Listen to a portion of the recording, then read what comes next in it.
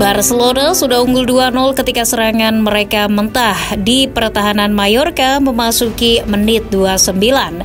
Namun, bola masih berada dalam penguasaan Blaugrana. Serangan pun kembali dilancarkan. Lionel Messi yang melihat Dani Alves menguasai bola bergerak mencari ruang. La Pulga seolah tahu Alves akan mengumpan ke depan. Dan benar saja, satu umpan diagonal dilepas bek asal Brazil itu. Messi bergerak menuju umpannya. Hanya beberapa detik Messi menyambut umpan tersebut, mengkonversinya menjadi gol ketiganya. Tak puas hanya memberi assist, di penghujung laga giliran Dani Alves yang mencetak gol. Memasuki menit 90 plus, Barca sejatinya sudah unggul 4-0, namun mereka masih berupaya menambah gol. Messi melakukan tusukan dari sisi kiri pertahanan lawan. La Pulga dilanggar. Tendangan bebas pun diberikan. Messi cepat saja mengambil tendangan itu, memberi umpan ke Dani Alves. Ia berlari sebentar, melihat kiper Mallorca yang salah langkah. Seketika tembakan dilepaskan dan boom, gol tercipta. Barcelona menang 5-0. Pertandingan melawan Mallorca di La Liga musim 2010-2011 itu adalah salah satu episode terbaik yang pernah dialami Dani Alves sebagai pesepak bola. Di laga tersebut ia menjadi salah satu dari sedikit bek Barcelona yang bisa mencetak gol dan assist dalam satu laga. Sayang, momen indah tersebut hanya tinggal kenangan. Di ujung karirnya, Dani Alves harus terjun ke dalam palung penuh kenestapaan. Ia terseret kasus kekerasan seksual yang mengantarkannya pensiun di balik jeruji. Bagaimana ujung kelam karir bek asal Brazil itu? Apa yang sebenarnya terjadi? Berikut ulasannya. Namun sebelum itu jangan lupa subscribe dan nyalakan loncengnya agar tak ketinggalan update terbaru dari Starting 11 Story.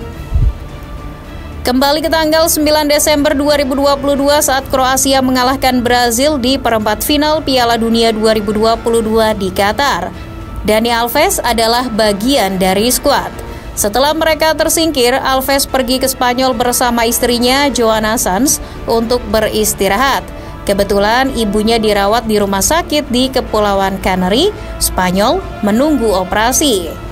Setelah beberapa hari di Kepulauan Canary, pada 30 Desember 2022, Alves terbang ke Barcelona.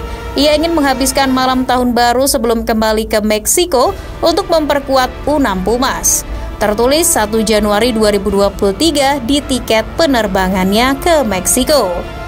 Di malam tahun baru, ia pergi ke sebuah klub ternama di Barcelona, Sutton. Seorang perempuan bersama sepupu dan temannya juga pergi ke tempat yang sama. Nah, disinilah pelecehan seksual itu terjadi. Dani Alves dituding melakukan pelecehan seksual di kamar mandi klub tersebut. Alves diduga mengajak penyintas ke tempat VIP dan berusaha terus memeluk dan menciumnya, meski penyintas berkali-kali menolaknya. Mengutip The Athletic, dokumen pengadilan menyebutkan bahwa penyintas menderita cedera di lututnya. Ia juga mendapat gangguan psikologis yang membuatnya stres dan traumatis. Akhirnya, si penyintas mengajukan laporan ke kepolisian secara resmi pada 2 Januari 2023. Ketika laporan itu masuk dan penyelidikan dimulai, Alves sudah bergabung ke U6.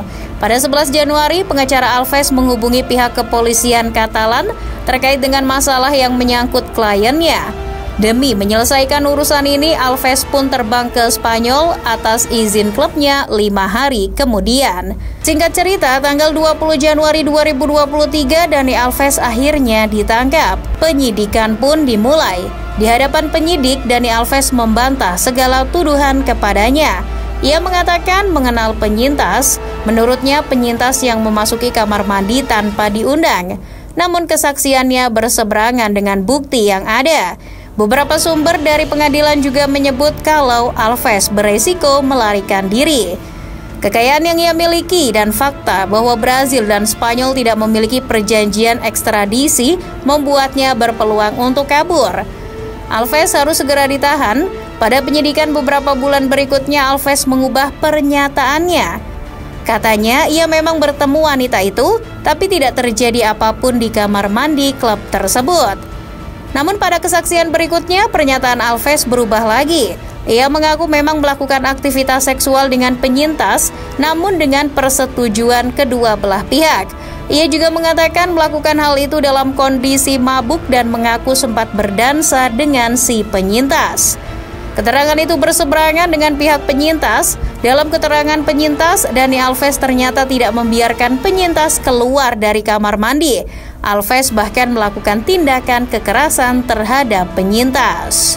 Pengacara Dani Alves membujuk penyintas supaya kasus ini tidak sampai ke pengadilan. Namun pengacara penyintas menolak kesepakatan itu mengingat konsekuensi buruk yang sudah diterima kliennya.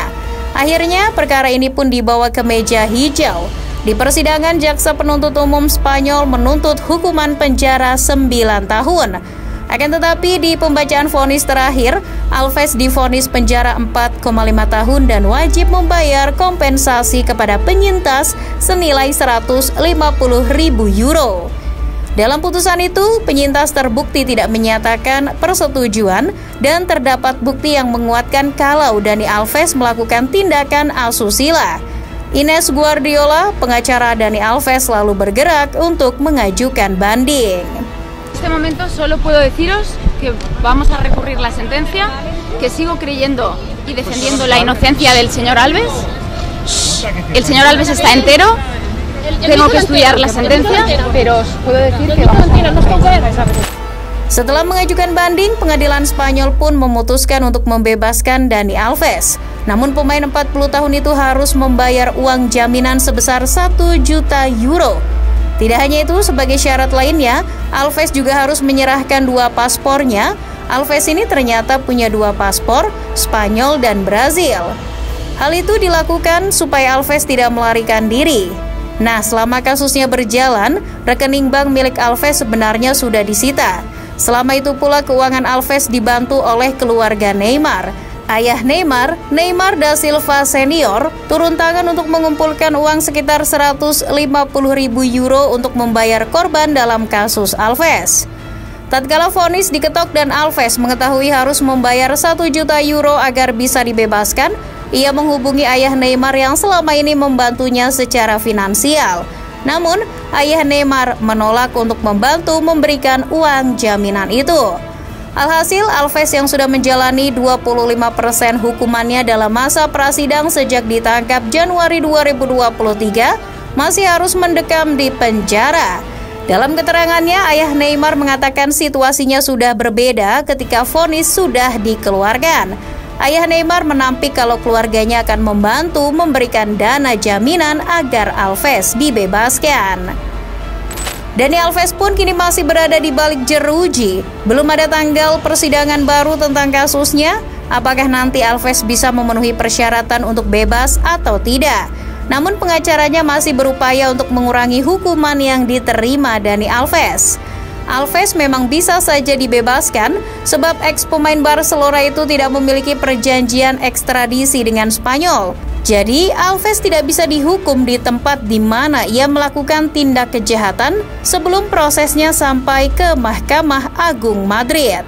Maka dari itu, soal keputusan Alves ini juga menimbulkan perpecahan di kalangan hakim Pengadilan Tinggi Barcelona. Namun, mayoritas mendukung pembebasan sementara Alves. Hanya Hakim Luis Balesta yang menentang hal tersebut. Menurut laporan CNN, hari ini Dani Alves akhirnya bisa menghirup udara bebas. Ia bebas bersyarat. Ex-pemain PSG dilarang meninggalkan Spanyol dan harus datang melapor ke pengadilan setiap pekan. Tak hanya itu, paspor Spanyol maupun Brazil miliknya juga ditahan agar ia tak melarikan diri. Dani Alves juga dilarang mendekati korban, termasuk ia juga dilarang berkomunikasi dengan korban. Iya, bagaimanapun kasus ini membuat nama Dani Alves tercemar dan itu tentu saja diakibatkan oleh ulahnya sendiri.